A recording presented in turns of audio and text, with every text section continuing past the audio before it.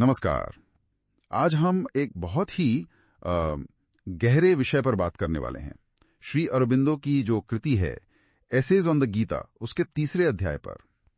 इसका शीर्षक है मानव शिष्य। और ये अध्याय है ना, ये शिष्य होने का मतलब, खासकर जब जिंदगी हमें किसी बहुत बड़े मोड़ पर ले आती है, उसे एक नई रोशनी देता है। जी बिल्कुल। और ये सिर्फ कोई फिलॉसफिकल बात नहीं है। श्री अरबिंदो का जो योग विजन है ना, उसके नजरिए से ये हमारे अंदर जो बदलाव आ सकता है, उसका एक प्रैक्टिकल रास्ता है। ये दिखाता है कि गीता की टीचिंग्स कैसे आम इंसान को उसकी जो रोज के संघर्ष है, उन्हीं के बीच डिवाइन से जोड़ सकती हैं। अर्जुन, यहाँ वो हर एक आत्मा है जो सच जानना चाहती है, उसके लिए तैयार है, चाहे बाहर से वो कितनी ही मुश्किल में क्यों ना फंसी हो। हाँ, और अर्जुन का संकट कोई मामूली कंफ्यूजन तो है नहीं। वो युद्ध के मैदान में है, एक्शन के पीक पर, और वहीं उसे एहसास होता है कि जीवन का जो मकसद है और उसकी जो अपनी आध्यात्मिक हालत है, उसमें कहीं एक गैप है, एक खाई है। वो कोई दार्शनिक तो है नहीं, वो तो कर्म का व्यक्ति है, और कर्म की वो भयंकरता उसे अंदर तक हिला देती है। यहीं से शायद असली शिष्य बनने की बात शुरू होती है ना? बिल्कुल, वही संकट उसे वो पात्रता देता है, वो क्वालिफिकेशन, और यहीं से एक सच्चे शिष्य के जो जरूरी गुण हैं वो सामने आते हैं। पहला और शायद सबसे बुनियादी गुण है आंतरिक ग्रहणशीलता।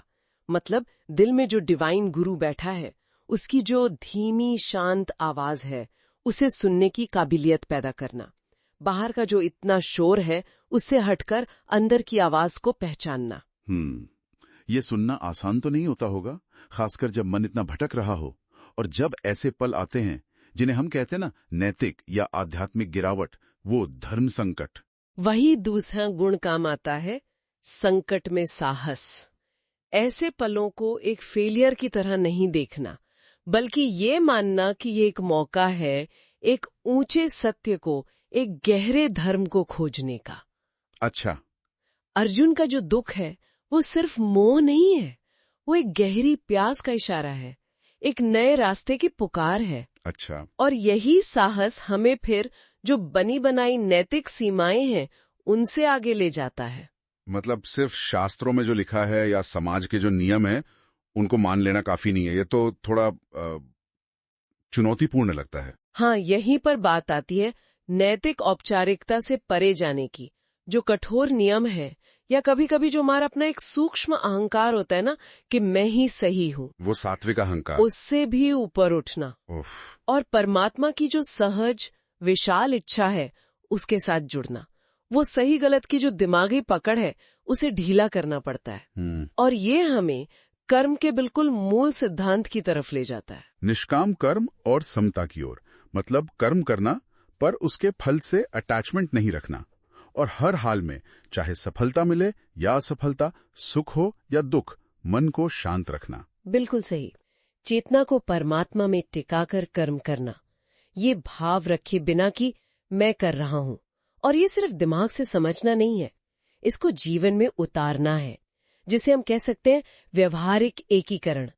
प्रकृति को समझना मतलब अपना जो स्वभाव है और उसके जो 3 गुण हैं, सत्व रजस तमस, उनका खेल समझना। त्याग का सही मतलब पहचानना, ज्ञान को एक्शन में बदलना। और इस सब का जो अल्टीमेट लक्ष्य है, वो क्या है? क्या दुनिया से बिल्कुल कट जाना? नहीं, बल्कि मुक्त संलग्नता। कर्मों के बंधन से तो पूरी तरह आजाद हो जाना, लेकिन फिर भी दुनिया में पूरी डिवाइन शक्ति और स्वतंत्रता के साथ काम करना। एक ऐसी स्टेट जहां हम कर्म करते हैं, जीतते भी हैं, पर अंदर से बिल्कुल फ्री रहते हैं, जैसे हम परमात्मा का एक इंस्ट्रूमेंट बन गए हों। तो ये जो गुण हैं, ये सिर्फ साधकों या योगियों के लिए नहीं है, ये हमारे रोजमर्रा के जीवन को भी बदल सकते हैं। बिल्कुल, जैसे काम और ड्यूटी को लेकर हमारा नजरिया कैसे बदलता है इससे। हाँ बिल्कुल, हम फिर सिर्फ अपनी इच्छाओं के लिए या सुख के लिए या समाज के दबाव में काम नहीं करते। हम ये सीखते हैं कि कैसे हर काम को परमात्मा की इच्छा पूरी करने का एक जरिया बनाएं। जैसे नतीजा चाहे कुछ भी हो, मन में एक डिटैचमेंट रहता है। हम अपना बेस्ट करते हैं, पर रिजल्ट ईश्वर पर छोड़ देते हैं। और जीवन की चुनौतियां, जब कुछ समझ ना आ रहा हो, अनिश्चितता हो, भ्रम हो, उनको हम रुकावटों की तरह नहीं देखते, बल्कि अंदर झांकने के मौके की तरह देखते हैं। जब बाहर रास्ता ना दिखे तो अंदर मुड़कर गाइडेंस लेना। हर मुश्किल एक तरह का सिग्नल बन जाती है कि हमें अपनी चेतना को और गहरा करना है। वो जो अंदर की आवाज है उसे और साफ सुनना है। यानी परमात्मा को सिर्फ मंदिरों में या किताबों में नहीं खोजना, नहीं, बल्कि जीवन की हर घटना में, हर इंसान में, हर सिचुएशन में देखना। हाँ बिल्कुल, यही सबसे जरूरी बात है। परमात्मा दुनिया से अलग कहीं नहीं है, वो इसी दुनिया के जरिए काम कर रहा है।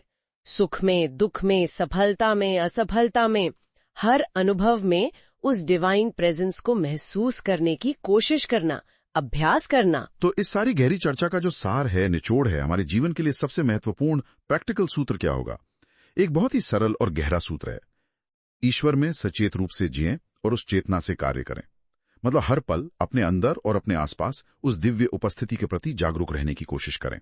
और हमारे जो भी काम हैं, चाहे छोटे हों या बड़े, वो हमारी अपनी मर्जी या हमारी छोटी सी समझ से ना चलें, बल्कि वो चलें उस गहरे आंतरिक जुड़ाव से और इस शांत इच्छा से कि हम परमात्मा का साधन बन सकें। जी, और जब भी जीवन हमें किसी चौराहे पे खड़ा करे तो बाहर के नियमों या सलाहों में उलझने की बजाय बस एक पल रुके और अपने अंदर गहरे उतरें, तब तक जब तक सही काम या सही दिशा अंदर के उस डिवाइन सोर्स से अपने आप सहज रूप से प्रकट ना हो जाए। ये तो अपने आप में लगातार चलने वाली साधना है। हाँ बिल्कुल, जीवन ही साधना बन जाता है। Whole speaker expert speaker. हो स्पीकर एक्सपर्ट स्पीकर। धन्यवाद। जय श्री अरविंदो, जय श्री